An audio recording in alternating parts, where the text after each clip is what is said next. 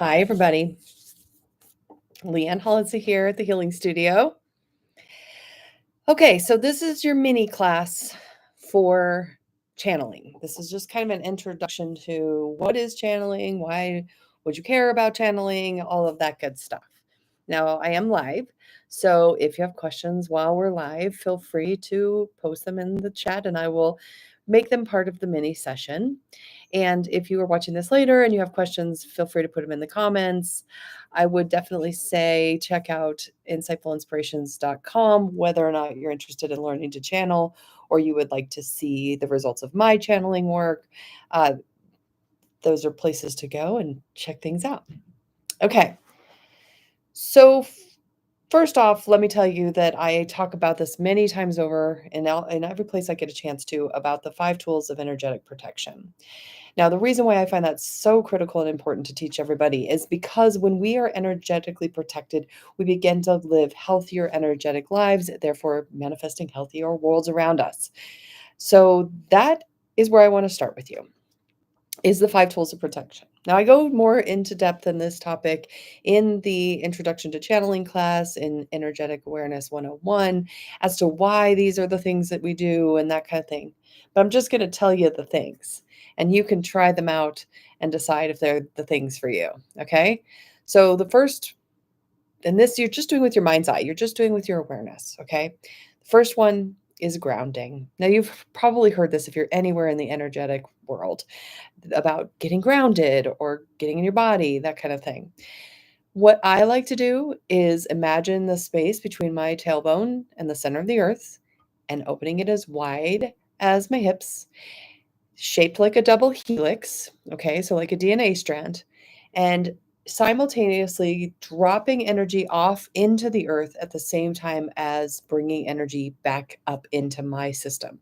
So it's almost like composting or recycling. We're letting energy go down at the same time letting the earth refresh us with new earth energy. Okay, simple, basic thing. So just kind of try it right now. Imagining that space between your tailbone and the center of the earth, open as wide as your hips, releasing energy down and bringing energy up. Just super simple. Okay, we can get more complex with that, but we're going to stay simple because we only have 30 minutes together. Okay, so the next tool is cosmic golden streams of healing energy. Okay. And this is kind of to me anything's possible energy. So some people picture it like a big golden sun or a pool of gold above their heads, or even just rays of gold coming in. But basically, this is cosmic energy coming from beyond into your cellular structure, filling up every single cell with this kind of cosmic energy. Some of it will go down the grounding cord because, after all, the earth is part of the cosmos. And then it gets so full that it actually starts to come out into your auric field, arm's length around you in all directions. Okay, so behind you, below your feet, in front of you, above your head, to the left and the right. And we're going to do that now. So just imagine that golden pool above your head, dropping into the top of your head, inviting every single cell into a healthy alignment. As you get there, you allow yourself to be aware that the excess or stagnant energies get a little extra push down the grounding cord, getting so full of energy that now it begins to come out the top of your head and out your hands and into your auric field, arms length around you in all directions. Gold energy behind you, below your feet, in front of you, above your head, and the left and the right. Okay, so the next one, and these don't have to go in order. They're just all work together. And some of them might be harder for you than others. And I always tell you guys, do the easy stuff when it's hard and the hard stuff when it's easy so that you get the practice. Okay. Now, just under your rib cage, this is where we're kind of merging our sense of non-physical and physical self. I also see this as where the self-esteem is housed, but you just kind of imagine it that you could actually sit there, breathe from there, witness from there, and be centered from there. So just take a minute. Notice under your rib cage. Okay, and then we're going to do what I like to call back all of your energy from all directions of time and space. So a moving ribbon, a Mobius strip, if you need to look it up, go feel free. A Mobius strip or an infinity symbol magnet that is calling back all of your energy from all directions of time and space, wherever you may have left it. It's calling it off back, cleansing and clearing it, dropping it into the top of your head, and dissolving you into present time. Okay. And last but not least, we're going to put well, let me give you a minute to do that. Imagining that ribbon calling all of your energy back. Okay. Drop it in. Now you are arm's length around you in all directions, gold, grounded, centered, present, and you want to seal all that in and keep protection. So imagine a soap bubble layer of color. It can be different on the inside as it is on the outside, just giving it a little bit of a color of protection all around you, just imagining it surrounding you. It can be as detailed as you want. Okay, and there it is. It's 5 minutes once you learn to do it. It takes some time to master it at first, and that's why taking some of these classes with me, giving yourself more time to do it is good. But let's just talk about channeling, okay? So first of all, let me just tell you everything that's ever come from the non-physical into the physical has been channeled into reality, okay? Whether it be an inspiration or an idea, I've heard of it talked about as in a variety of different ways. But basically, it's like things are coming alive through us. Okay, the channeling is whatever it is that's etheric is now coming alive through our physical connection. Now, in the class that I teach about channeling, I do help you find your own channel that you're tuning into. Okay, the channel that's yours to bring through and embody and do. And some people are finding specific groups of energy that they're talking to. Sometimes it's just an inspiration or a flow or a light. It doesn't necessarily have to be super complex. Okay. Now, there are a lot of channelers emerging. I would kind of count myself in on that one just because I've been doing this stuff forever, not necessarily skilled.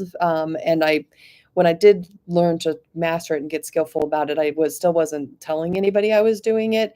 And then around 2019, right before something happened to the world, the group that I channel said it's time to get out there, to put your stuff out there. So my stuff that I put out is called the Light Council Project, and and they claim I'm not the only one they're talking to, and that's cool.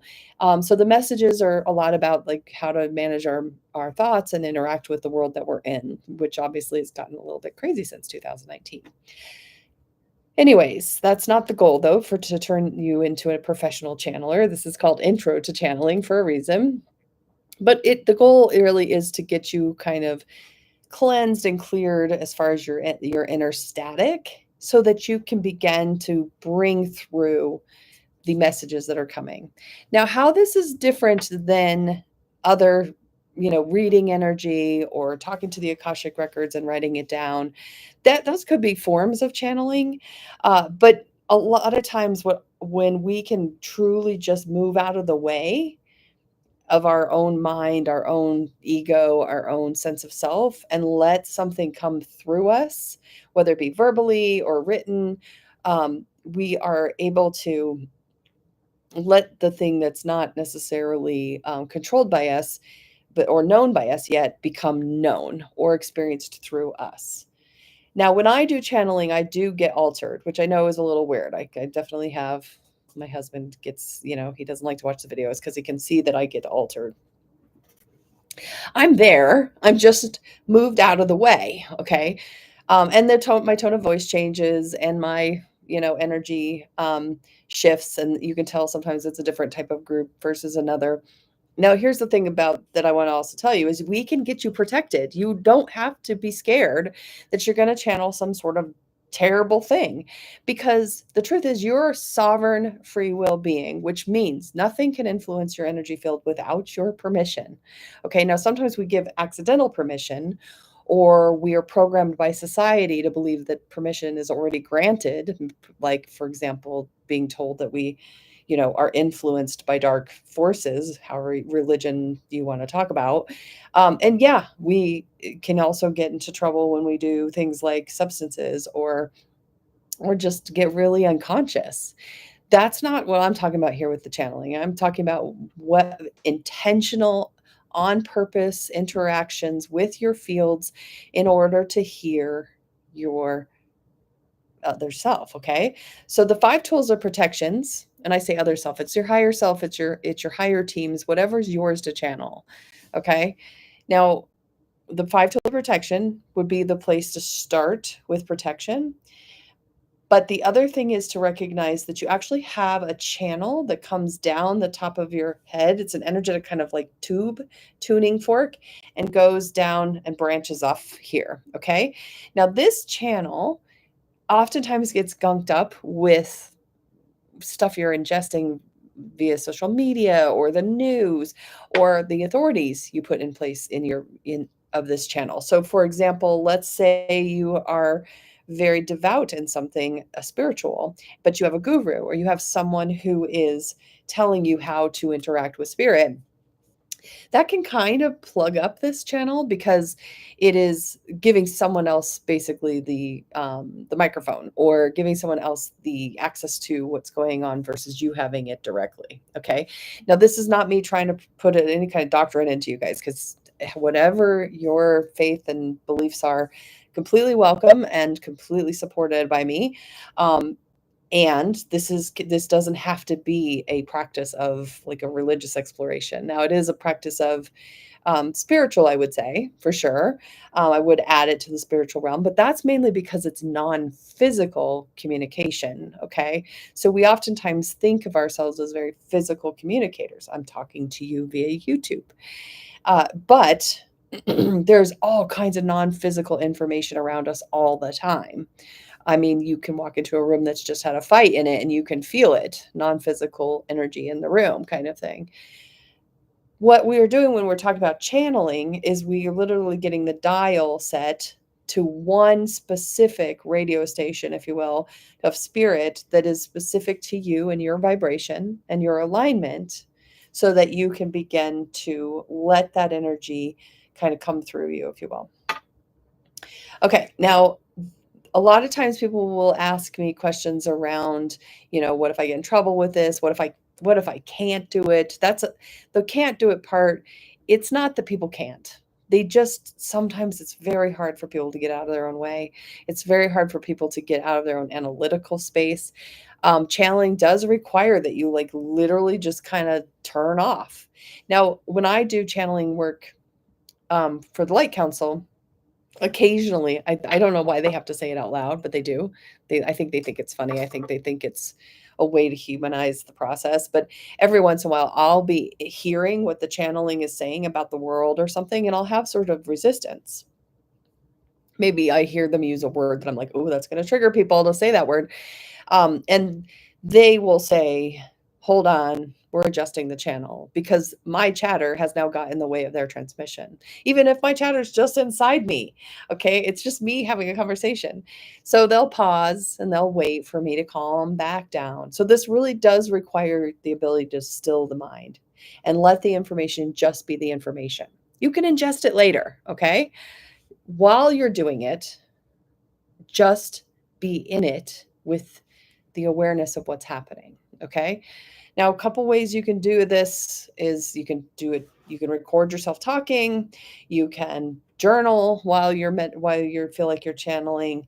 But there's a really important part to this, which is setup. Okay. So having a place where you're not interrupted, where you know for sure that you can have your frequency as high as you'd like it to be, that you can have the space. My Light Council only does transmissions for about 15 minutes a burst, and I think that that's mainly so I could process what they've said, not just you guys process it. And I do think that we do better in shorter bursts, anyways. But um, my point is that for in the minute of it, you're not processing it. When you're channeling, you're not processing what's being said until after. At least that's my experience. Okay. So I'm there, I'm watching just like I'm in the audience with you. And I'm also not sorting it out or trying to control it. I'm just letting it come through. Um, also your intentions. So why do you want to channel? What is even the channeling going to do for you? What do you think it's going to do for you? And if you think that it's going to, elevate you to fame and fortune, probably not the good reason to channel. But a lot of the people that I know the channel know of, I don't know that many people except the ones I've taught that are just channelers, but the people that I know of the channel, I perceive them to really all be very much in resistance at first too, and kind of curious and nervous and skeptical themselves, which I think is so healthy. Go into this with skepticism. I mean, that's the way to really make this information wisdom and not just knowledge, not just information, but yours to do with. Okay. Now, learning to channel can help you be more creative. It can help you get out of your own head more so that you can listen to your higher self. It can also help you with the ability to just take moments for yourself and know that you're not alone. Now, our guides can help us with that too, which again, I can teach you in Awareness 101. But mostly what I'm telling you here is that this is like cosmic information, libraries of just infinite information about our existence, about our consciousness. I mean, it's actually kind of cool, all the questions that you could ask from a channeling session. The origins of the universe. You could ask what humans, where humans are originally coming from, that kind of stuff. Now, whoever you're channeling might have a different way to slice the cake, if you will, about how it's coming through. And the channeling energy has to use your language. Okay. So if you are speaking English as I am, you're gonna channel in English. I mean, I have seen people channeling light language. I don't channel light language. That's not something I've accessed. Um, but and I couldn't completely tell you I couldn't completely tell you what I notice or feel with the light language channeling. That's not to discredit anybody's work because I don't that's not what I'm here to do. I have no idea how other people are experiencing it, and clearly they are experiencing it positive because they're getting lots and lots of connections and interactions. But what you might channel may just be your ideas that have been waiting to come through, like your books or your songs or your paintings. That those are all channeling works. Okay. Also, if you really kind of listen to the people talk about, you know, like bursts of insights that they come, that's all just them tuning in to the fields that are theirs to tune into. You might begin to find out that you have one group that you go to most, or you can kind of go all over the place. A kind of experience variety of ways that things want to talk. Like for example, sometimes people are channeling nature, so the trees, the crystals, the water, the whales, and sometimes people are channeling, non-physical beings that are just kind of interested in human development. So it's just, it can feel really bizarre if you've never been in the world of it. And I can talk to you about it like a normal person because I live in it all the time. And I assure you, I'm as normal as it would capable to being. I mean, I don't live in La La Land all the time, and I'm not channeling constantly.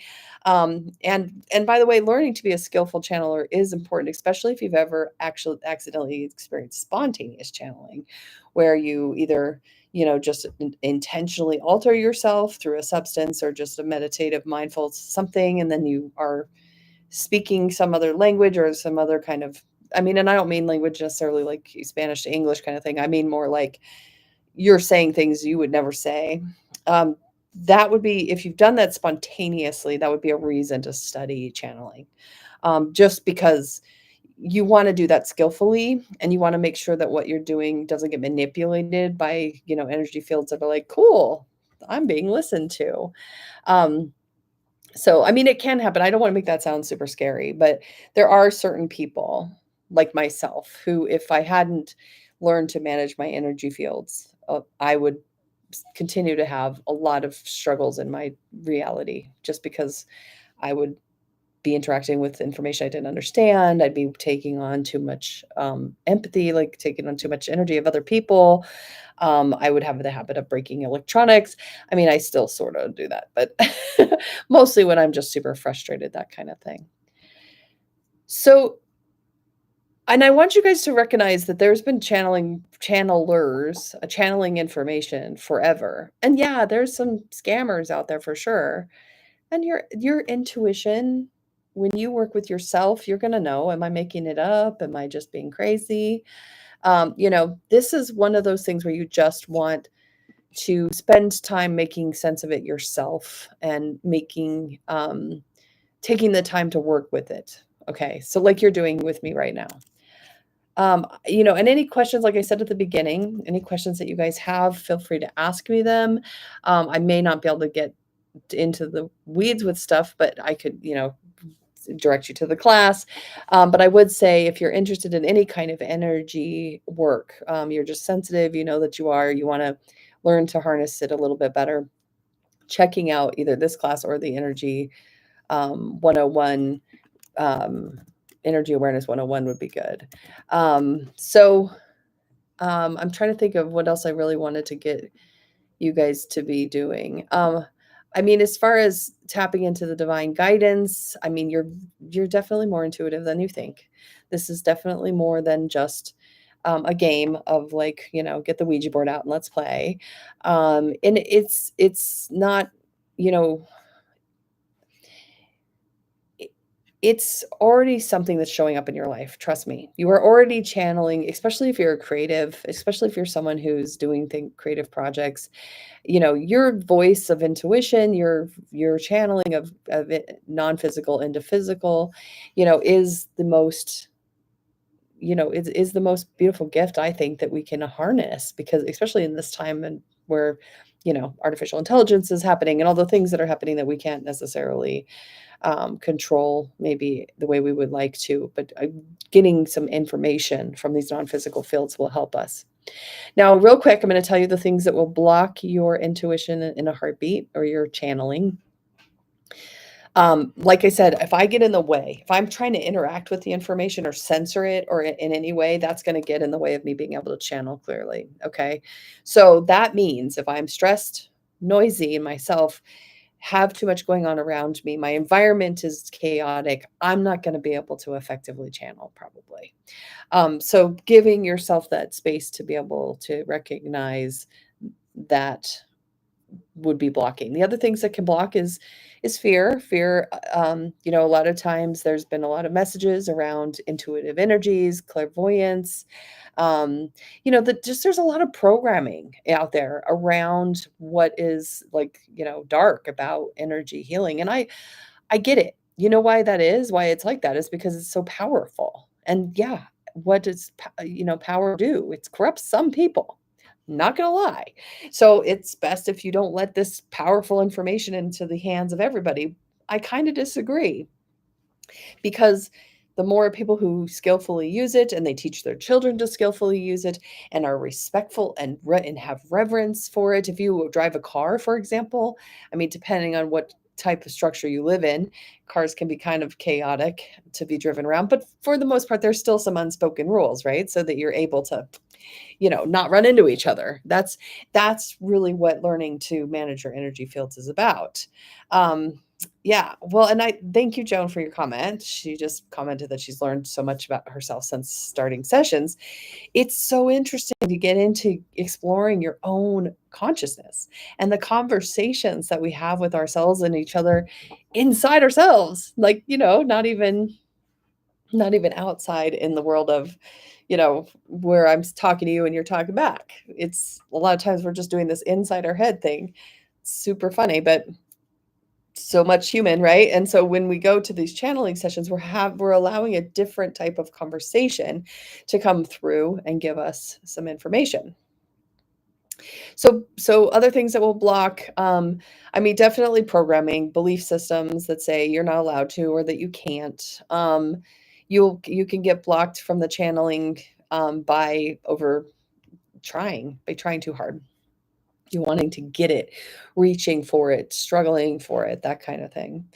Also just thinking about your just day-to-day life. I mean, depending on who you're around and things like that. I mean, when I put out the channeling that I was doing, the Light Council project, um, it was it was kind of funny because I mean, it wasn't easy for me. I was kind of nervous and I was like, well, this is, I always say I'm the normal one, and this is pretty weird, right? To be putting out, getting altered in a channeling session. And I did it because the guides and the Light Council were like, it's time. I didn't know the pandemic. Well, I did know, but I didn't know when the pandemic was coming. And they were kind of indicating that the world needed more support. So I put that out there. Okay, we're doing some more support. But the funny thing is, you guys, that the day I announced the Life Council project, the Light Council project was me channeling messages from the Light Council. And my mother calls me and says, "Oh, I've referred someone to you." And I told her, "You don't do anything weird like channeling," which I thought was so funny because I was literally just like, okay, except I am now doing weird things like channeling. But it isn't something I do like in a session, energy session or anything. This is very specific to the project. But for whatever reason, there was also this very strong message last year to start offering a chance to teach you guys how to do this as well. And I think it's just because we're really moving into this age of intuition. The age of information is just slamming us up against the rocks at this point. We don't know what's true. We don't know what's right to think about, all of those things. And so intuition is becoming more and more required in order for us to go forward and refine what we're interacting with and what we're creating. So, and I think that also these beings, at least in my experience, that are coming, they're very benevolent, they're very loving, and they're concerned.